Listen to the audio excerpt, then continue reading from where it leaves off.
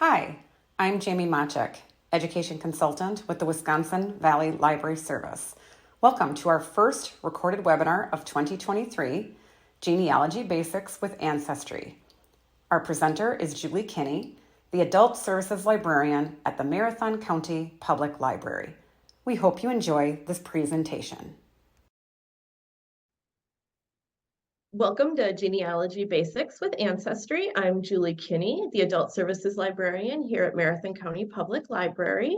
So today we are going to cover some of the following things. Before you leave today, you should be able to identify family members, fill out a basic family tree chart, describe how to perform a basic ancestry search, identify different records and the useful information that you find in them, identify the information that's useful in using Ancestry, and identify 1 to 3 new sources of genealogical information. So before we get started, I want you to take a couple of minutes and think about what your definition of genealogy might be.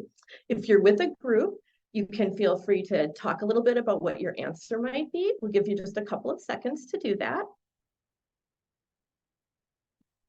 So for a lot of people, when they think of genealogy, they immediately think of their family tree. Other people think about learning about their family and kind of learning where they lived and what kind of lives they might have had. They want to know if you want to know if you're related to somebody famous. That's always a fun one. Finding out where your family is from.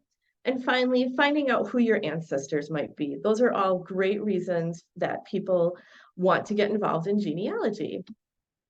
So according to Wikipedia, genealogy is from an ancient Greek word, genealogia, which basically is just making a pedigree. They use these pedigrees to demonstrate kinship, to basically say, hey, I'm a part of this family. Often they're written as charts or written as narratives. If you decide you want to do a family history, that's a little bit broader and covers not just who you're related to, but also your family and some community history. So I want to talk about Ancestry just a little bit. It's a great place to start. It has an area for education that includes a lot of charts. In your packet, there's going to be 3 different forms that we're going to talk about. The first one is the classic family tree chart. This has all of the basics on it, like birth dates, death dates, and any other information. Most family trees start with you and then go from there. And if you look at the right-hand side, you will see that there's a little box. You can use this box to indicate that the person listed as your, in this case, great-grandparent has their own family tree. And you can use your great-grandparent then as the starting point. So here's kind of an example of what that might look like. I didn't fill in all of the extra information. I just wanted to give you an idea of how those family trees work. So this is a family group record. I like the family group record because it keeps the whole family together, and you can easily go back and reference who was in the family, their particulars, were they married, who are their parents, who are the siblings.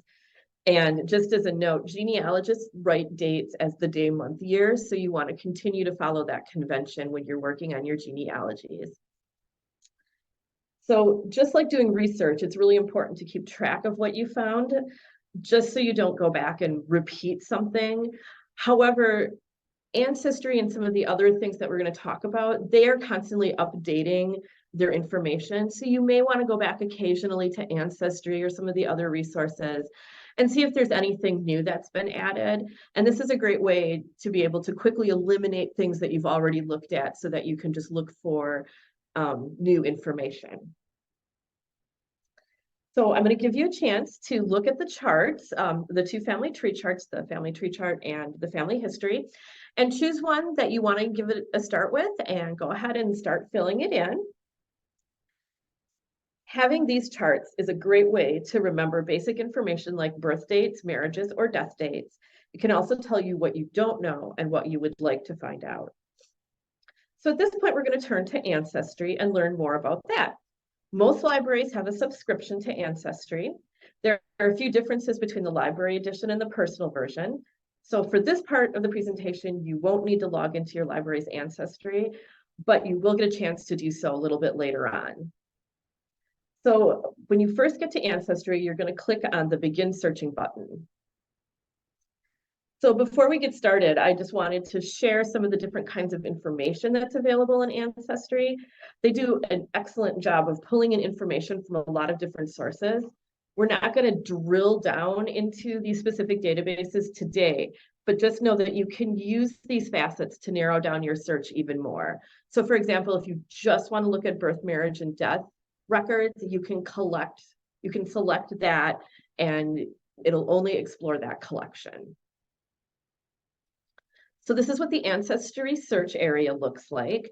There are two basic pieces of information you need in order to use Ancestry. So the first one is going to be a first name, middle name if you have one, and a last name. The next one that you really want to make sure that you have is a birth year. It doesn't really matter if it's exact because Ancestry's search algorithm does a really good job of including similar spellings and looking for dates kind of around the date that you put in. The other thing you can see is that Ancestry uses the Wausau Marathon, Wisconsin, USA. So you can type in your city, usually it'll come up and it'll have the county and the state all connected to it. I'm really lucky. Most of my dad's side of the family lived in Marathon County and didn't really move around a whole lot. So that helps me find them a little bit easier. So for today's lesson, we're going to be using examples from my family. So this person here happens to be my grandpa.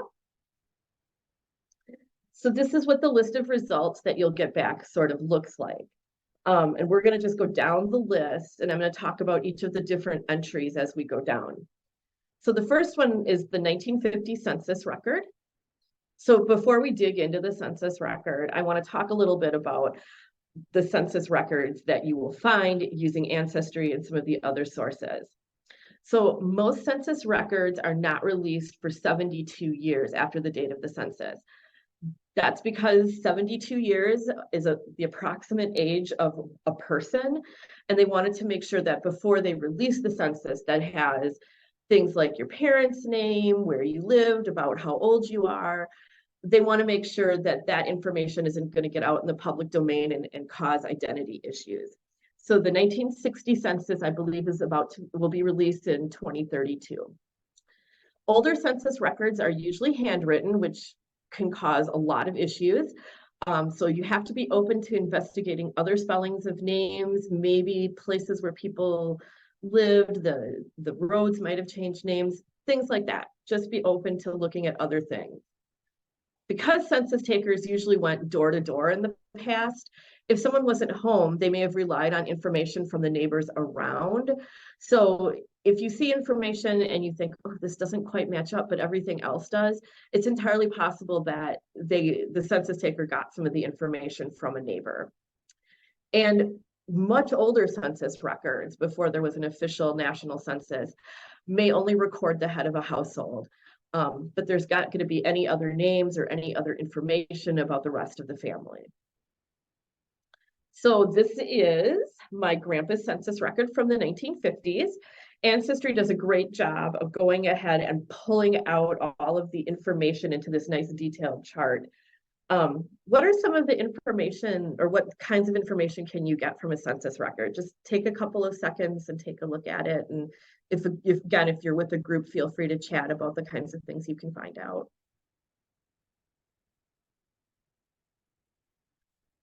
So if you click on the census record, it will actually take you to a copy of the census. And this is what the actual census looks like. You can see that in this case, it's handwritten. Ancestry does a really good job of highlighting the family that you're looking at so that you can see them and you can see the families that lived around them. And it does provide quite a bit of information, not only about your family, but about your family's neighbors. So the same census kind of had an exciting find for me personally. I noticed that my great-grandma's name is listed right above my grandpa and his family's name. So if you look closely in this census, you can see that the census taker actually wrote the street addresses in along the side of the census. That's not typical, but it's, I think, something that he did just so he could keep track of where he was. So you can see that so he wrote the street address. From this, I can tell that my great-grandma lived in the main part of the house and that my grandparents had the half part. And so I was able to look the address up on Google Maps, and that is the house that they lived in. I'm 99% sure that it's the same house because I have a picture of my grandma standing in front of that house. So those are kind of the fun things that you can find out by doing your genealogy. So due to the handwritten nature of the census in years past and the fact that Ancestry uses AI technology to read the census, there are errors, no question. I remember when I first saw this record and I was so confused because Grooven isn't a name, really. It doesn't look like anybody's name, and it made me feel like I was really confused, even though everybody else on the list looked like people from my family. So when I actually looked at the record, you can see that the person who did the census looks like they were trying to write an I, but the AI wrote it as a G. And so this is actually my great-grandpa, even though his name is actually Irvin, not Grooven.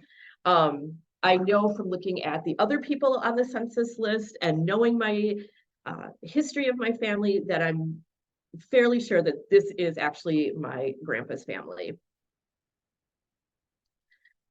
So here's another example of how the AI can misinterpret handwriting. So I can tell just from looking at the information there that that's my family. But if you look at it, it looks like, there we go, in there. So what it looks like is it looks like the person taking the census assumed that my grandma, Edna, was not married and still had Schaefer as her last name, but then realized his mistake, wrote Kinney in, and then when the AI read it, they read the Y as an N. So that's where some of those mistakes come from. So here's an example of a very early census. This is my grandma's grandfather. So you can see how they only counted the number of people, but they didn't include names or other information. What was kind of fun for me is when I found this record, at the same time, I'm also doing an index for the town of Easton's history, and I'm seeing a lot of similar names. So I kind of have an idea of where my grandparents or great-great-grandparents were living and some of the people that they might have been neighbors with. And I learned a little bit about the kinds of experiences they might have. So if you do have a chance to access a town history, they are awesome, and they are full of all kinds of really great information about what it was like to be living during that time period. So one of the things you can do with Ancestry is to look at each individual record. So this is my great-great-grandma's household in the 1930s. She's living with her youngest daughter, one of her grandchildren, her son, her brother, and her brother-in-law. For me, this was a really interesting record because one of her daughters married somebody with the same last name as my grandpa, but I'm fairly sure that it's a separate family that we're not related to. It's just a very weird coincidence. The other part of that is that I realized that this is not your typical nuclear family. So you'll see some of the different ways that groups of people came together and formed a household. So that I also found to be very interesting, just historically, as we talk about the nuclear family in the 1950s, to see that that wasn't always the case historically. So in this case, I have pulled out Louis Vallier's census record. So all I did was click on his name and it gives me his census record for that same census. So we're going to look at some additional and different types of records you can find. In this case, this is kind of a fun one. It's a World War II draft card. So we're going to click into it. Again, Ancestry does a great job of pulling all the information off the record and into a chart form. But I think it's really cool to just actually look at the actual record. It's full of all kinds of useful information. One of the things that I found really interesting is my grandpa's middle name is spelled D-E-L, D-E-L-L. And my dad also had the same middle name. So it's interesting to see the way people change it and write it. And this is him writing it himself, and that is how he spelled his middle name. The other thing that's really interesting is the address. The address is different than the 1950 census address. So I was kind of curious about where that building was and if it was still around.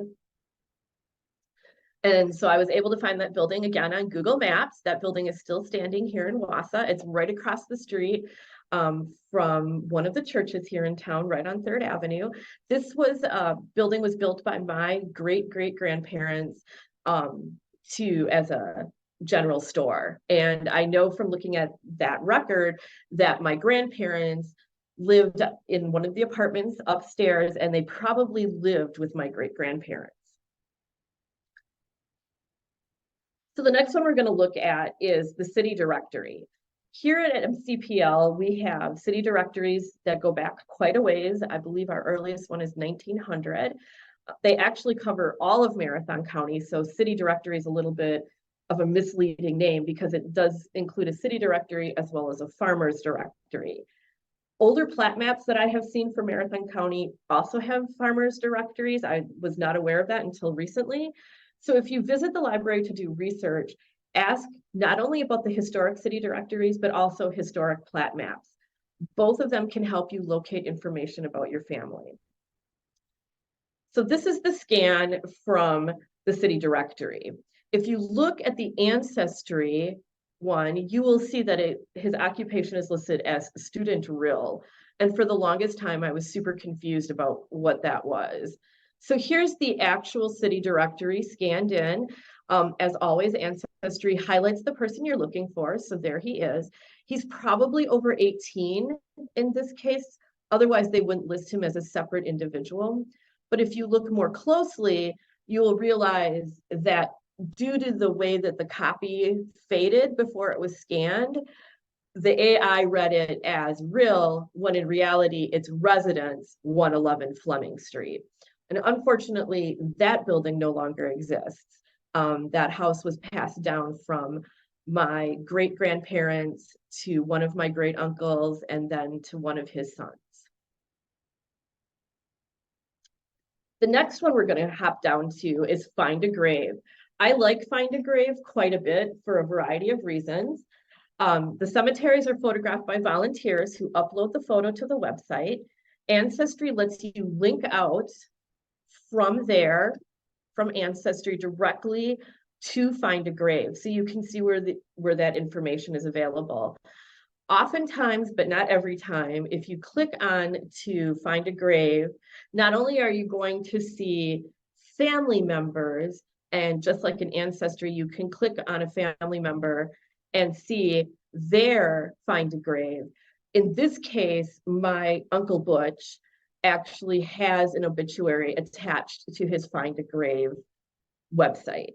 So it's really nice. If for some reason you're searching for an obituary, this is a great place to find an actual death date. It's also a great place to find that occasionally obituaries are attached. So this is a really great resource if you're looking for any other kind of information, especially death dates, because that's really important when it comes to finding an obituary. So we will talk about finding an obituary a little bit later. So the next one is the Social Security Death Index. I wanted to give you a little bit of information about how the Social Security numbers work. In 1973, they went from being issued by a local office to being issued from a central office. And the way your Social Security number is set up is the first 3 numbers of your Social Security number are determined by the zip code of the mailing address on the application. So my sisters and I have 3 sisters, we're all within 3 years of each other. All of our Social Security numbers happen to be within about 4 numbers of each other. So you can see that if you applied for a Social Security card with your siblings, chances are good that their Social Security numbers will be similar to yours. So all this shows, and again, this is another great place to find an exact death date. And it does actually show his Social Security number. It was issued before 1951. I'm not sure why they let this go out, because there are still people who will steal that Social Security number and try to use it. Fortunately, I believe most of these are flagged as being deceased people, so the chance of somebody stealing it and trying to use it now would be pretty difficult. So these next two people are people that are not at all related to me. So I just wanted to show you this because you can see then, even though I have an exact name, I have an exact birth year in this case, and an exact place, that it still pulls in information that matches. So the search isn't perfect, and you will have to flip through people who are not related to you. But knowing your family will definitely help you weed these people out. These are an example of some of the records that don't have a scanned document for you to look at. If you're interested in seeing the document, so in this case, you'd have to go to the Wisconsin US death records and actually look in that database to find that death record. Otherwise, you can go to the county where that person died and they will have a death certificate on file. So if you've never seen a death certificate, this is an example of one. This happens to be my mom's death certificate. She passed away about 5.5 years ago. I'd never seen one before, and so I thought it was kind of interesting. I acted as the executor of her estate, so I had to get copies of her death certificate, and I needed to scan them in and mail them off to people. So I happened to just have this, and I wanted to share this with you so you would know kind of what one looks like. It has a lot of information on it, including my grandparents' names, where my mom was living at the time she died, what her death date was, and if you're looking at health history, it also gives you the reason why she passed away. So I think that can also be interesting and helpful for people. So the next two we're going to look at are the newspapers.com obituary index. Newspapers.com does a pretty good job of pulling those out. Unfortunately, you won't be able to see the actual obituary. So it does give you the correct death date and some of that kind of information. But again, it's read by an AI, so you can see that there are a lot of spelling errors. The one I found the funniest was my dad's name being spelled TBM, or my Aunt Mary, who is a Wiederhafe, they spelled her name Wiederhafely. So you can see that there are still some problems, even with something printed, the AI still has issues in reading it. So now we're going to look at marriage records. So here's the information that you find in the marriage record, just very straightforward. It gives you the name of the person getting married, when they got married, where they got married, and who the spouse was. If you didn't know any of the information except for my grandpa's name, you would be able to find out who he was married to. And so because I like to combine things and share some different details, I have a copy of my grandparents' marriage or marriage picture. The one on top is their anniversary picture. And then I was able to find a copy of their wedding announcement. And it was just so wonderful because it describes the dresses everyone was wearing, the names that everybody, who was part of the bridal party, what everybody wore, and how the church was decorated. So you can find out a lot of information, not just about your grandma and grandpa or your mom and dad. With these, you find out a whole lot more information by actually going and searching out the actual announcement. So this is some other information you can find in Ancestry. These are things that I stumbled upon when I was doing my work. So you can find employment records. I'm not exactly sure who's included in these employment records. I suspect that it's people who have licenses that have to be renewed. Both my parents were nurses. Both of my parents worked for WASA hospitals and WASA clinics. What's interesting about this for me is it tells me where my dad went to school and where he was living when he applied for his first license. And here's the detailed view. They kept this for quite a while because you can see the latest date on there is 1976. It gives all the addresses where my dad lived. It tells you that he was a licensed practical nurse. It kind of gives you an idea of the different information that they kept, but it also gives me an idea of what my dad was doing for a living. My mom, as I mentioned before, also worked for the hospital. This is when she was graduated from the Marquette University College of Nursing. And this shows where she was living when she got her license.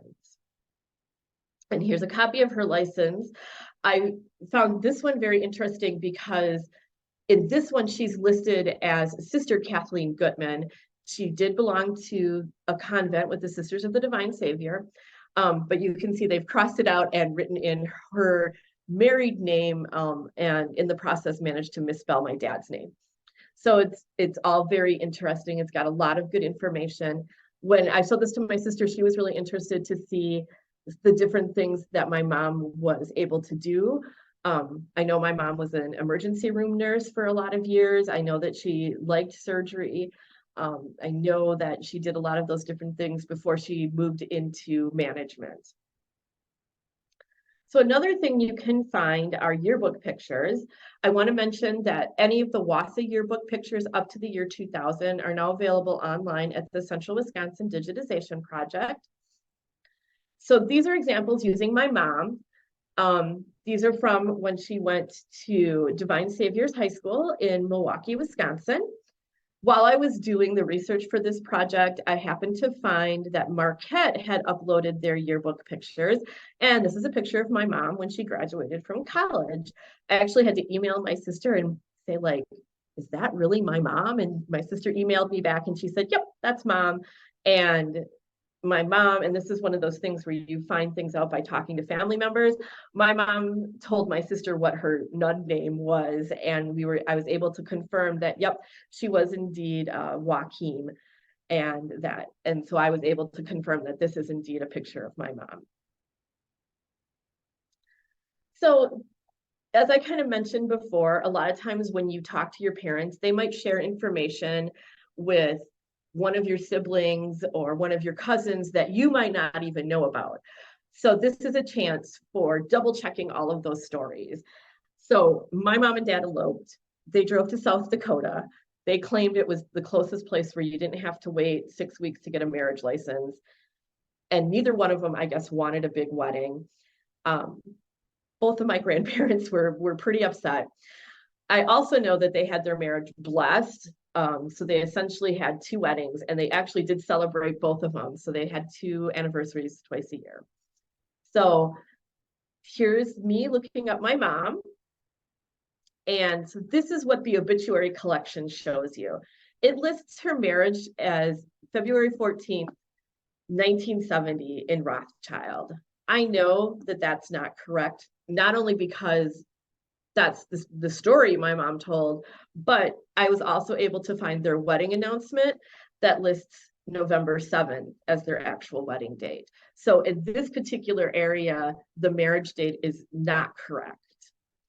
In this one, the bottom one, you can see that this is actually the marriage record, and it does actually list that they were married in Robert, South Dakota, and they list my dad as her spouse. So there are a lot of other things you can find in Ancestry. So for example, you can find family trees.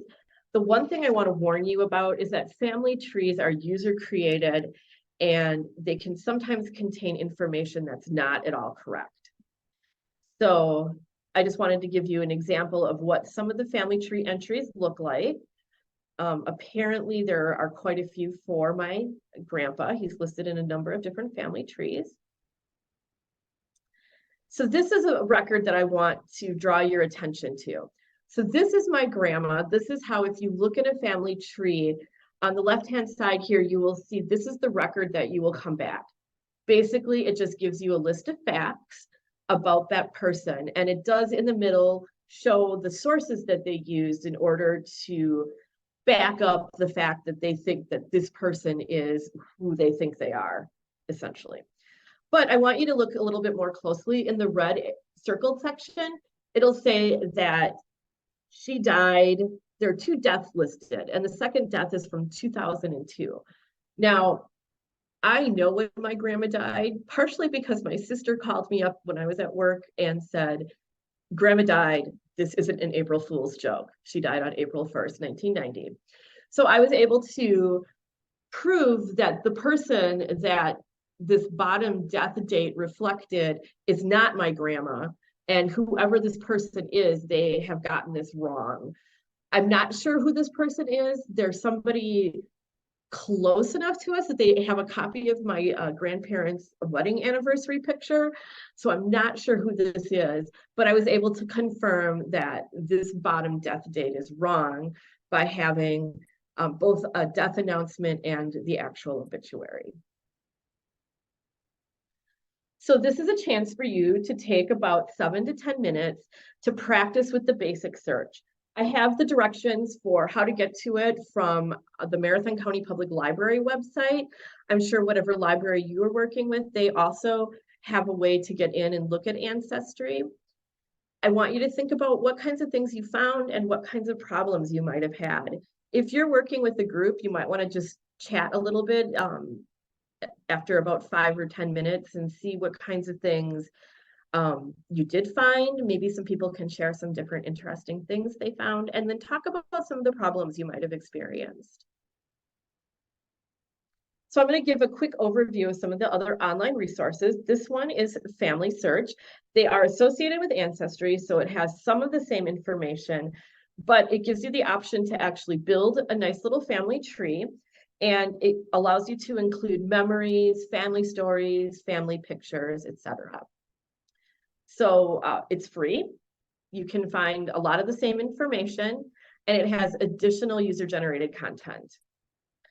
So this is one of the things that I actually found looking through the resources on Family Search. These are from the Wassa Centennial Celebration. Apparently, people were invited to the library to be interviewed, and the person doing the interview jotted down all of the information that they gave. They did family lists, they did sort of abbreviated family trees. And so a lot of this information is really great. So if your town maybe did something similar at their centennial, or they've done something similar in the past, you might be able to find it on Family Search. One of the things, and this is another verifying those family stories kinds of things, as you can see here, if you take a couple of seconds and look, this happens to be the record from my great-grandmother's sister, so my great-great-aunt. She lists her father or her grandfather as this gentleman named Jim Lund, and that he died at sea. But if I looked into the, this is the Old Settler's Guide to the Township of Plover, I was actually able to find Christ Lund, and all of the information under there sort of lines up with family lore. Plus, it lists all of their children as well as the married names for all of their daughters. And then they do have some other notes that are interesting. So in my case right now, I know my grandma showed me this page at some point when I was a child. I recognize it. It looks very familiar to me. I'm choosing at this point to use the Township of Plover information over the directly reported information, just because I know that this is probably, the Plover information is probably more correct. So here's kind of what the family tree looks like. If you click on a particular person, in this case, we're going to look at my grandpa on my mom's side. If you click on them, you'll get taken to a page that gives you all of their vital information, including some of the different places where they lived, their spouses and their children, who their parents were, how many siblings they had. It's really great. If you click on the memories, there we go, you can move on to a page that will have pictures, stories, all kinds of other things. This happens to be a picture of my grandparents that my sister uploaded that we didn't even know that she had. When my aunt saw this, my mom's sister, she was like, hey, I've never seen that picture of mom and dad like that before. So that's also one of those kind of fun things, is you can upload these pictures and connect with other people who share your ancestors. The next one we're going to talk about is Family Echo. It is a family tree creator. It only takes the most basic of information. It's super easy to use, and it's free, which I think is the best. So this is an example of what your family tree looks like. You can click on different people and you can expand their part of the family tree. So you can add cousins, second cousins, other people in your family, the people that were cousins with your grandparents. You can add all of that in Family Echo. And it does end up looking more like a bush and less like a tree. So I want to talk a little bit about obituaries, especially in relation to Family Echo. This happens to be the obituary for my Aunt Barb, technically my great Aunt Barb. She was married to my great uncle Dale. What's really nice about the obituary is in this case, they listed all of her children. So I was able to go back in and add them into my family tree as members of my family. You'll notice I said it was my Uncle Dale.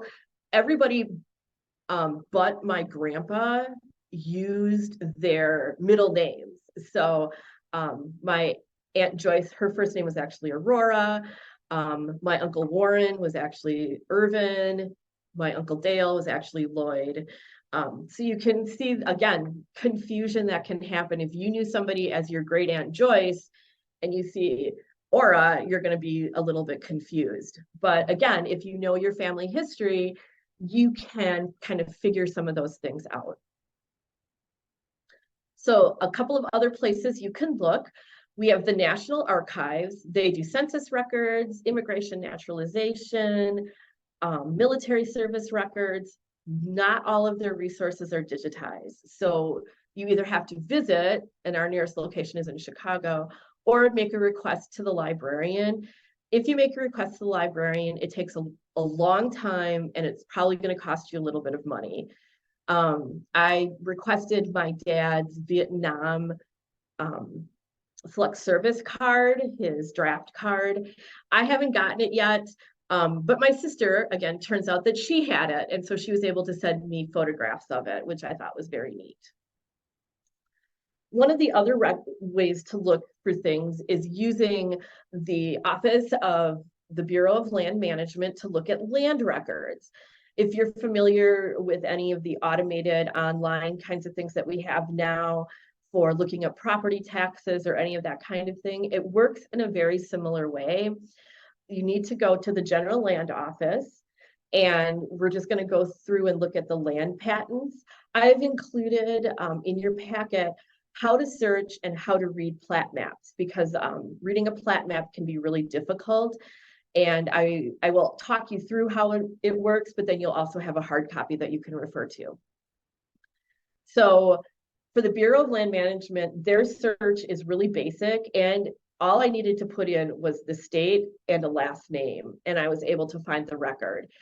It might be a little more complicated. You might need to add a first name to get an exact record, because you can see that the record that I got back had a lot of different people with the last name Lund. But I was able to sort of narrow it down by knowing that I'm looking for Christian Lund. I know he lived in Marathon County. The date looks kind of about right. So I can click into that and look more closely at that one.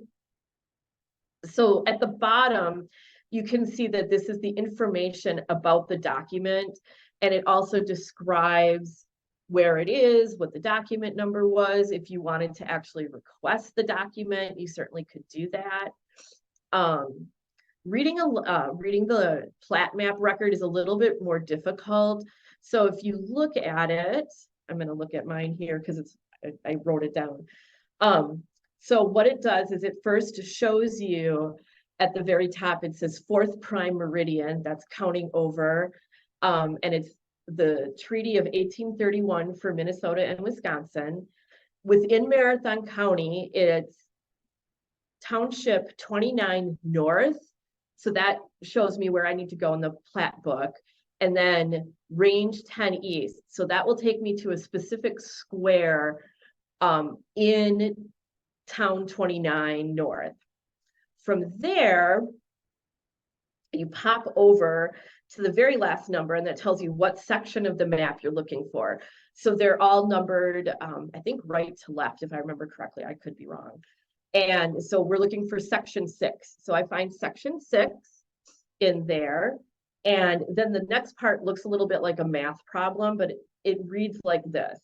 The allotment you're looking for is the northwest quarter of the northeast quarter of Section 6 in Township 29 North, Range East. And I was actually able to find that in the 1901 plat book, and it does say C. Lund. So I know that that's probably where my great-grandparents, great-great-grandparents, and my great-grandma lived for a time. So the final things that I want to talk a little bit about are some of the specific ethnic groups. The biggest ethnic group that's claimed by people is usually some kind of Native American background. I have a Cherokee princess as a member of my family or whatever. And this is another case where family lore versus actual records can really help clarify it. So there are a couple of different places that you can look for Native American records. Personally, I have found a lot of these to be a little bit frustrating. They're hard to read. They can sometimes not be really clear about who's related to whom. Sometimes they have a native name instead of an English name. And so sometimes it can be really confusing. There's also information at the National Indian Law Library. The BIA also has some information, as well as the Library of Congress. So for African American or Latino or Hispanic, both the National Archive and Family Tree magazine has a nice list of the best African American genealogy websites. So that would be a great place to go and explore if you're looking for African American members of your family. Same kind of thing if it's Latino or Hispanic. The Library of Congress, of course, has some information, as well as the Genealogy Society of Hispanic America. So I wanted to thank you so much for attending. Again, I'm Julie Kinney. I'm the Adult Services Librarian at Marathon County Public Library. All of my contact information is there. If you have questions or you just want more clarification on something, feel free to drop me an email. I'm more than happy to help out. And yeah, so thank you again for coming. Thank you for attending Genealogy Basics with Ancestry. If you completed this presentation in full, you receive 1 contact hour toward Public Library Certification in Wisconsin in Category B. We would also appreciate your feedback. There is a link to a survey in the description box below. Once again, thank you for participating in a WVLS recorded webinar.